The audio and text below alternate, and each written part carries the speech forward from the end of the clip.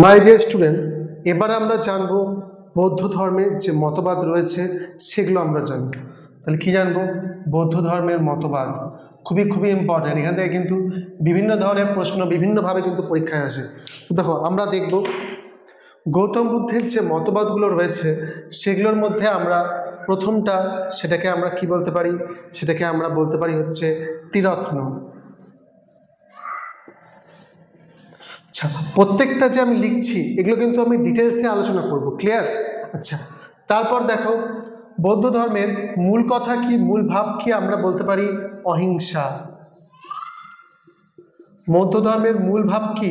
অহিংসা। এটা আমি পরে ডিটেলসে বলছি। অহিংসা, ঠিক আছে? ক্লিয়ার ব্যাপারটা একদম? আচ্ছা, এরপর আরেকটা মতবাদ আমরা কি বলতে পারি? সেটা হচ্ছে নির্বাণ।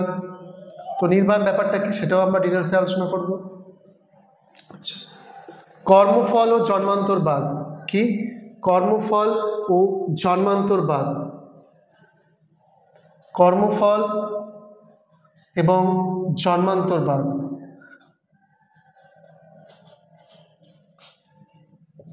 আচ্ছা, আর যেগুলো সব থেকে ইম্পর্টেন্ট সেগুলো হচ্ছে 5 নম্বরে আমরা বলতে পারি সেটা হচ্ছে আর্য সত্য। কি? আর্য সত্য। আচ্ছা, প্রত্যেকটা কিন্তু আমি ডিটেলসে এখন আলোচনা করব, ঠিক আছে? আর্য সত্য। আর 6 নম্বর যেটা, সেটাকে আমরা বলতে পারি অষ্টাঙ্গিক মার্গ। কি? অষ্টাঙ্গিক মার্গ, ঠিক আছে? 6 নম্বর। আচ্ছা, আরেকটা পয়েন্ট আমরা বলতে পারি, সেটা আমরা 7 নম্বর লিখতে পারি।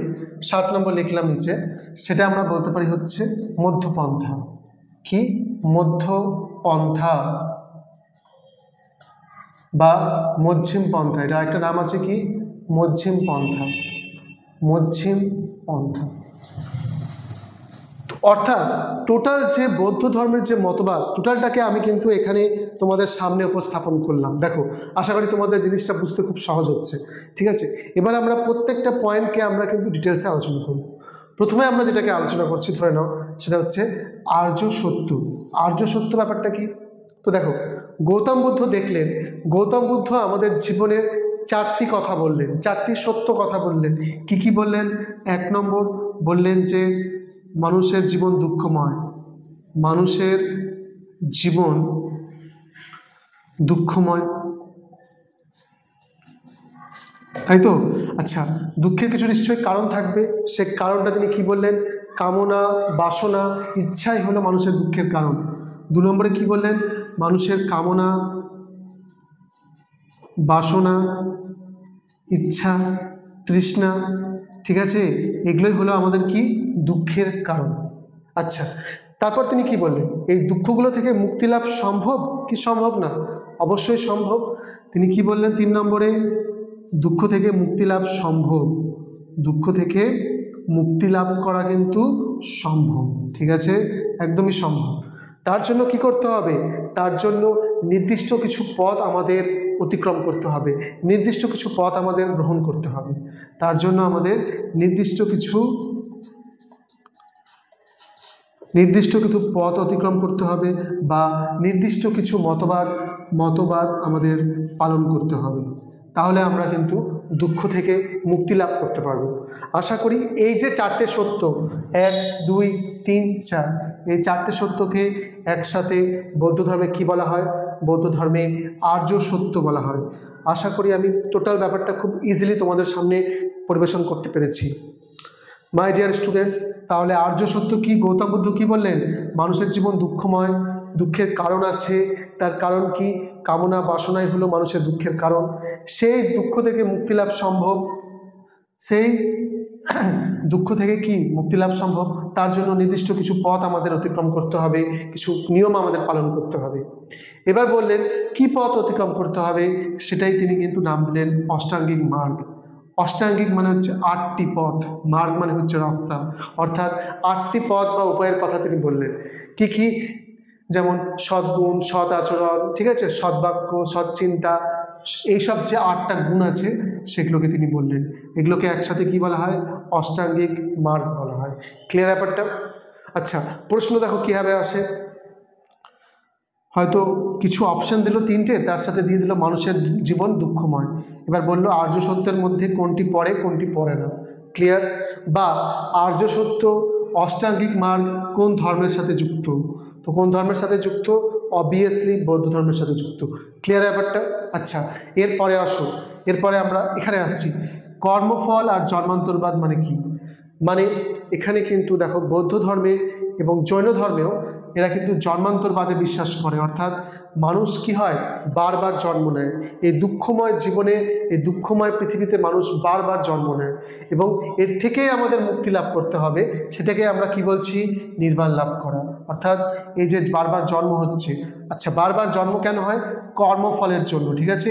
আমরা ভালো কর্ম করছি না, তার শাস্তি বাবদ আমাদের বারবার জন্ম নিতে হচ্ছে এবং সেটা থেকে মুক্তি লাভ করার জন্য আমাদের কি করতে হবে? আমাদের অষ্টাঙ্গিক মার্গ পালন করতে হবে এবং আমরা কিন্তু নির্বাণ লাভ করব। নির্বাণ লাভ মানে হচ্ছে মুক্তি লাভ করা, আত্মার সাথে পরমাত্মার মিলন হওয়া, ঠিক আছে? যাই বলো না কেন। ক্লিয়ার ব্যাপারটা? আচ্ছা, আর এর জন্য আমাদের অষ্টাঙ্গিক মার্গ পালন করতে হবে আর মধ্যপন্থা অবলম্বন করতে হবে। মধ্যপন্থা মানে, আচ্ছা দেখো একটা জিনিস বলছি, জৈন ধর্মে কি আছে জানো? জৈন ধর্মে কঠোর কৃচ্ছ সাধনের কথা বলেছে, মানে কঠোর তপস্যা করতে হবে তোমাকে, তবেই গিয়ে তুমি কি করতে পারবে? মুক্তি লাভ করতে পারবে। কিন্তু গৌতম বুদ্ধ এখানে কি বলেছেন? না, কঠোর তপস্যার দরকার নেই, আবার ভোগ বিলাসও করা যাবে না। একদম পুরো তুমি ভোগ বিলাস করছো, যা ইচ্ছে তাই করছো, সেটা করলেও চলবে না। তোমাকে একটা মাঝামাঝি পথ অতিক্রম করতে হবে, সেটাকে কি বলা হয়? মধ্যপন্থা। তাহলে মধ্যপন্থা কোন ধর্মের সাথে যুক্ত? মধ্যপন্থা বৌদ্ধ ধর্মের সাথে যুক্ত। মধ্যপন্থা মানে কি বুঝতে পারলে? কি? কঠোর তপস্যা এবং ভোগবিলাস, ভোগবিলাস এই দুটোর মাঝামাঝি একটা জায়গা, এই দুটোর মাঝামাঝি একটা জায়গা, মাঝামাঝি একটা জায়গা, ঠিক আছে? যেখানে সেটাকে কি বলা হচ্ছে? আমাদের মধ্যপন্থা। তোমাকে কঠোর তপস্যাও করতে হবে না, আবার ভোগবিলাসও করবে না, এই দুটোর মাঝামাঝি একটা পথ জীবন আমাদেরকে অতিক্রম করতে হবে, তাহলেই আমরা নির্বাণ লাভ করতে পারব। ক্লিয়ার? আর এরপর দেখো, বৌদ্ধ ধর্ম এবং জৈন ধর্ম দুই ধর্মেরই মেন কথা হচ্ছে অহিংসা, তাই তো? ক্লিয়ার? আমরা সবাই জানি এই ব্যাপারটা। আচ্ছা, এবার হচ্ছে ত্রিরত্ন, খুবই খুবই ভেরি ভেরি ইম্পর্টেন্ট। অনেকবার প্রশ্ন এসেছে যে ত্রিরত্ন কোন ধর্মের সাথে যুক্ত? আচ্ছা, বৌদ্ধ ধর্মেও ত্রিরত্ন আছে, আবার জৈন ধর্মেও কিন্তু ত্রিরত্ন আছে। ক্লিয়ার? তো বৌদ্ধ ধর্মের ত্রিরত্ন কি কি? এক হচ্ছে বুদ্ধ, দুই হচ্ছে ধম্ম, তিন হচ্ছে সংঘ। এই তিনটাকে আমরা কি বলবো?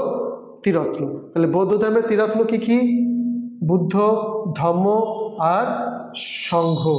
এই তিনটা হচ্ছে বৌদ্ধ ধর্মের ত্রিরত্ন। আশা করি তোমরা ব্যাপারটা বুঝতে পারবে। তো এটাই হচ্ছে বৌদ্ধ ধর্মের মতবাদ।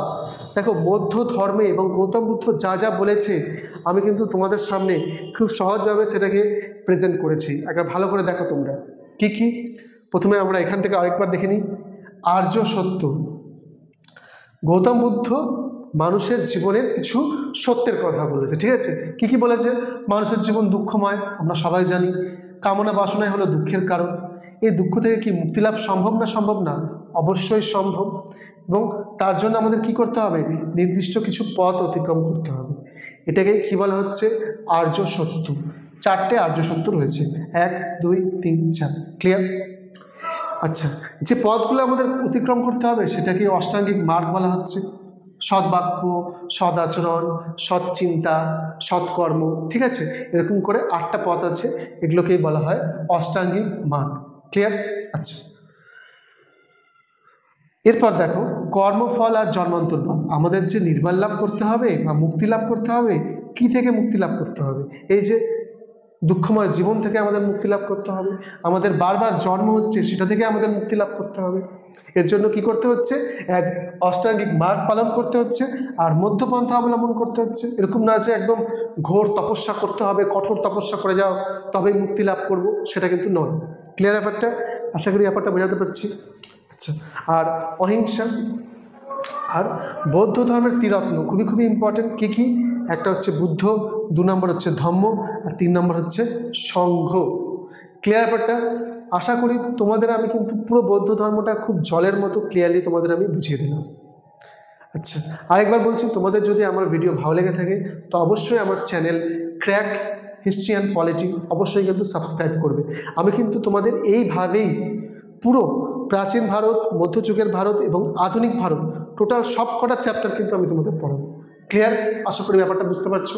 আচ্ছা, আরও দুটো টপিক কিন্তু রয়ে গেল। কি কি? একটা হচ্ছে বৌদ্ধ গ্রন্থ এবং 2 নম্বর টপিক আরেকটা টপিক বাকি থাকছে, সেটা হচ্ছে কি? সেটা হচ্ছে বৌদ্ধ পরিষদ বা বুদ্ধিস্ট কাউন্সিল, বৌদ্ধ পরিষদ।